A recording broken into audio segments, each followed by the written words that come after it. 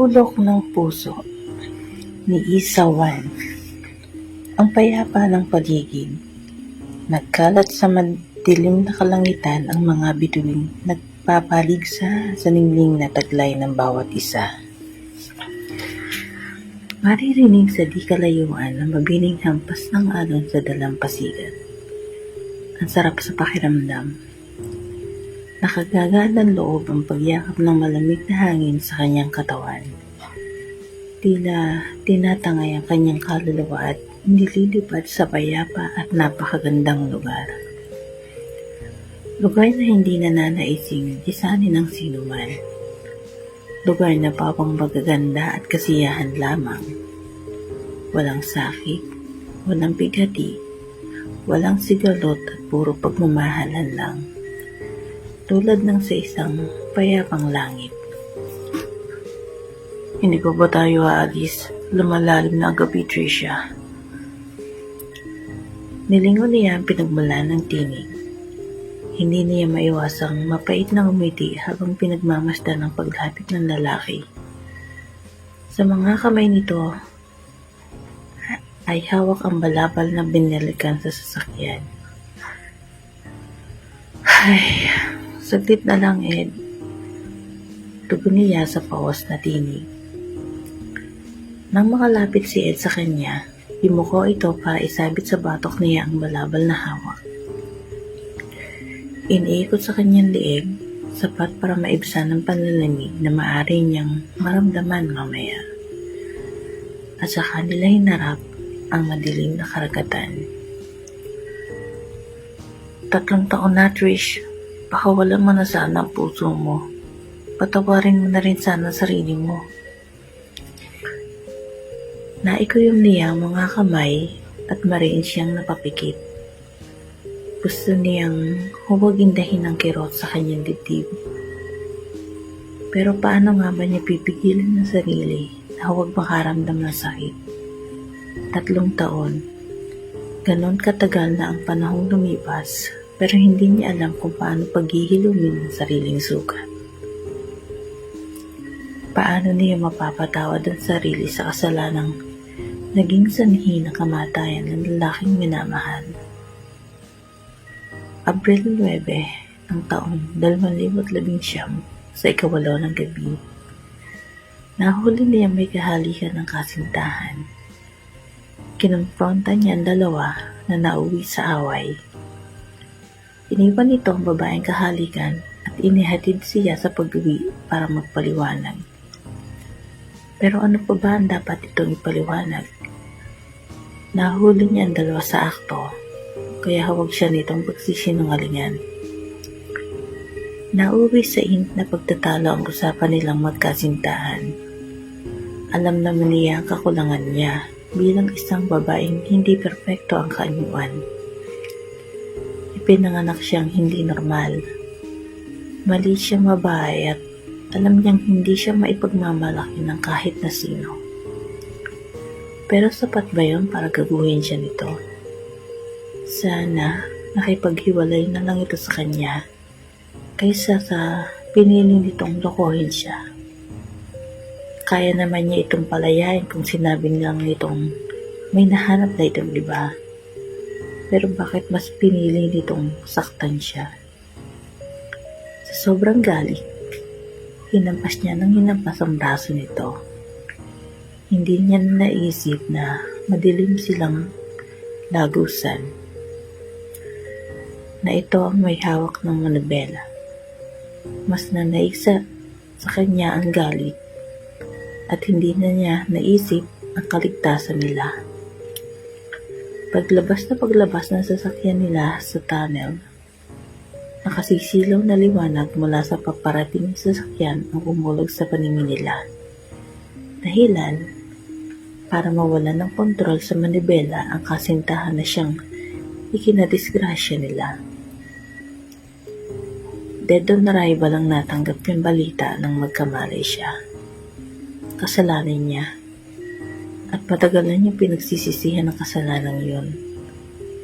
Kung hindi lang siya nagpaago sa galit, marahil ay buhay pa si Arnold ngayon. Mabilis niyang pinahid ang mga luhang namamalisbi sa kanyang pisngi. Napatawad na niya ang sarili, subalit hindi pa rin niya maialis ang hindi sisihin ng sarili sa tuwing sasapit ang anibersaryo ng pagkamatay nito. Sa gitna ng pagdadalamhati, napaigtad siya nang tumayo sa harapan niya si Ed at hinawakan ng magkamila niyang balikat. Hindi ito katangkaran, ngunit kahit papano, mas mataas naman sa kanya. Hanggang baywang nga lang siya nito. Oo, ganun siya kaliit. Sanay na siyang kinukutya, tinutuksong duwende o ang babae sa punso.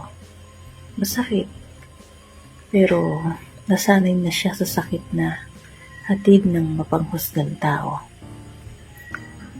Halos lumuhod na si Ed sa kinatatayuan niya. Pagkapantay na ang tingin nila. Walang may kasalanan ng aksidente, Trish. Naniniwala akong ang lahat ng tao sa mundo may kanya-kanyang oras para lisanin to. Nagkataon lang na nagkaroon ka ng mga oras na yon. Marahil ay nangawit na ito kaya pinili itong lumuhod sa buhanginan. Wala kang kasalanan. At alam mo, hindi matutuwa si Kuya Arnold kung patuloy mong pahihirapan ang sarili mo, Trish. Mariin na naman siyang napapikit ng mahigpit siya nitong yakapin. Naniniwala naman si Kuya, nandito pa ako para punan ng puwang niyan sa puso mo. Ed. Kumawala si Ed sa pagkakayakap sa kanya. Kinuha nito ang mga kamay niya at dinala sa mga labi habang mariing nakatitig sa luhaan nitong mga mata.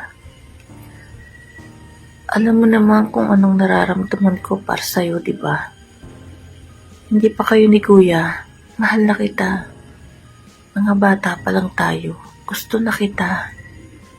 Trish, sana ngayon pagbigyan man ako, mahalin kita.